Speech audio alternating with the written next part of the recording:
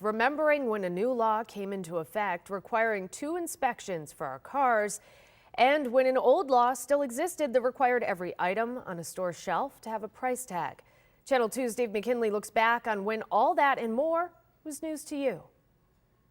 10 years ago this week, Buffalo police unveiled for the first time their newest crowd control device, Skywatch, which they still use today. Small Business Saturday was a new concept in retail. The Duke Boys, or at least the actors who played them on the Dukes of Hazzard, were the star attraction at that year's world's largest disco at the convention center. And Ernie Warlick, who starred at tight end for the Bills in their AFL heyday and who later became Buffalo's first African-American sportscaster right here on Channel 2, died at the age of 80 this week in 2012. 20 years ago this week, wait, that's a computer? As Congress reorganized after the recent elections, for the first time a woman was chosen as the Deputy House Minority Leader. Her name was Nancy Pelosi, who would later serve twice as Speaker of the House.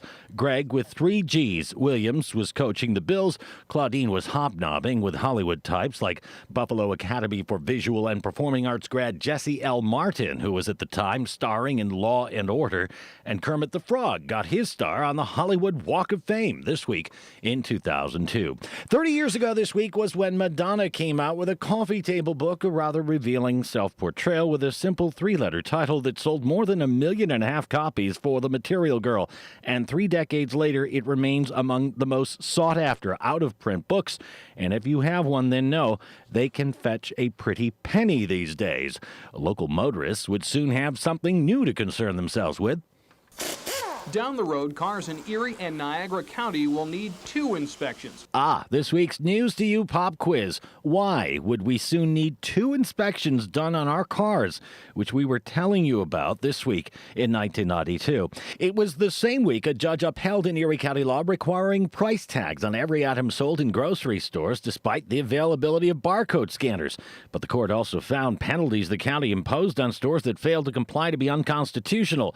This led to a compromise where if the checkout scanner overcharged for the item, customers would be owed a super refund equal to 10 times the amount of the overcharge.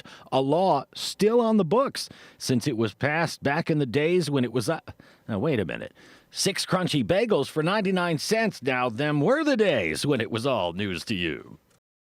Thank you, Dave. Here's the answer to the News to You pop quiz. 30 years ago this week, we were reporting that local drivers would soon need a second inspection every year. The reason?